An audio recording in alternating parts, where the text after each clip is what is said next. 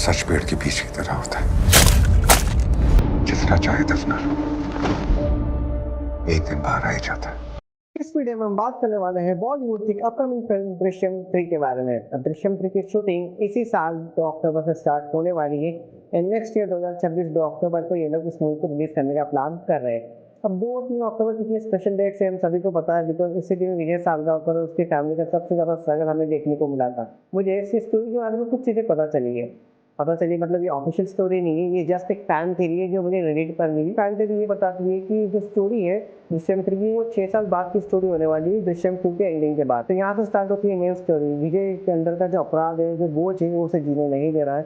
इसके struggles day by day बढ़ते जा रहे हैं। इसी चीज को हमेशा के लिए सॉर्ट आउट करने के लिए विजय यहाँ प्लान करता है कि वो अपने आप को पुलिस को सरेंडर कर देगा और उसकी फैमिली हमेशा के लिए सेफ हो जाएगी। कि वो अपनी छोटी बेटी अनु की शादी के 3 दिन बाद ही पुलिस को खुद सरेंडर करेगा। इसके बाद ये दिखाया जाता है कि विजय जो है वो अपने ऑफिस जाता है और ऑफिस में एक सीक्रेट लॉकर से सैम की खून लगा हुआ स्वेटर और उसकी घड़ी को निकालता है। अब ये चीज़ उसने डिस्ट्रॉय नहीं करी थी, तो वो यहाँ पर एक सामान को निकालता है और सामान को निकाल के सीधा वो अपने केबल ऑपरेटर असिस्टेंट जोसे को वो चीज़ें दे देता है। वो कहता है कि अनु की शादी के 3 दिन बाद एक अननोन नंबर से पुलिस को कॉल करे और ये सामान उस तक पहुंचवा दे। तो ऐसा दिखाया जाता है कि विजय को ये बात पता नहीं है कि उसका जो केबल ऑपरेटर असिस्टेंट जोसे है तो काफी ज्यादा कर्ज में डूबा हुआ है और ये चीज गायतोंडे को पता चल जाती है कि जो से पुलिस को ये कॉल करता है, गायतोंडे उसको वहीं पर ट्रैक कर लेता है और धर दबोचता है। और ये सारी कहानी और सारी चीजें वो आईजी तरुण को बता देता है कि विजय ने ये सारी चीजें प्लान की है अपने आप को सरेंडर करने के लिए जोसे के थ्रू।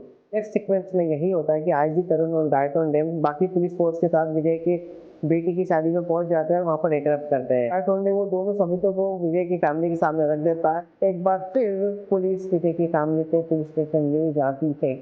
इतनी बार बेचारे मार खाएंगे। अब पुलिस स्टेशन में विजय को तो काफी ज्यादा प्रेशर बनाया जाता है कि कहा जाता है कि अपने सभी स्टेटमेंट्स पुलिस को दे और एक्सेप्ट कर ले कि उसकी बड़ी बेटी एंडी ने ही सैम को मारा था और वो उन सारी चीजों में रियल मर्डर नहीं है। नेक्स्ट स्टेज जब विजय को कोर्ट में पेश किया जाता है तो यहाँ पर उसके रियल माइंड में स्टार्ट होते हैं। सैम का खून उसने नहीं, उसकी असिस्टेंट ने किया है जो से।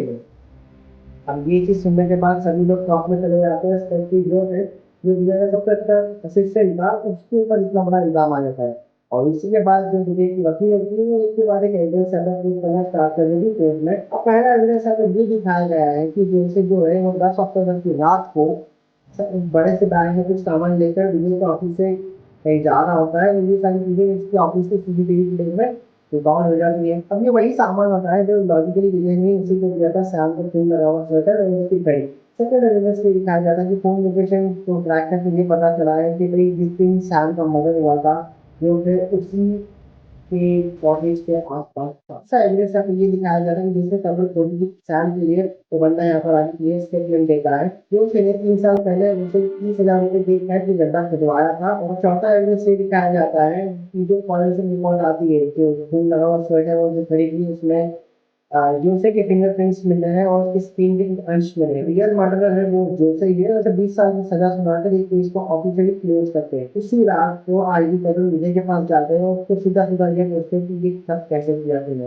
एंड विजय हमेशा की तरह अपने साइलेंट एटीट्यूड में ये कहता है कि उसे पता चल गया था कि जोसे ने एक बार उसकी बड़ी बेटी एलिन का लाखों उससे लिया था और ठीक करने के बाद उसकी कई सारी निजी तस्वीरें प्राइवेट कंटेंट को उसने चुरा लिया था। तो वो ऑलरेडी इतने कर्ज में डूबा हुआ था कि उस कर्ज को चुकाने के लिए उसने ब्लैकमेलिंग का सहारा लिया और उसने अंजलि को ब्लैकमेल करना स्टार्ट किया 5 से 6 लाख रुपए के लिए। अब अंजलि ने उस समय ये बात अपने पापा विजय को नहीं बताई थी और शिक्षा की अपने बहनों को भेज दिया क्योंकि जुगाड़ करके वो सारा पैसा उसने उसको दे दिया। फिर बाद में जब विजय को एक बात पता चली तो उसने जोशी को सीधा कंफ्रंट किया और सारी बातों को फोन में रिकॉर्ड कर लिया ताकि उसके खिलाफ एक सबूत हो जाए। और उसे माफ करने का एक नाटक तो ये कह दिया कि उसको उसकी हेल्प करनी होगी जब वो पुलिस को अपने आप को सरेंडर करेगा उस प्लान में।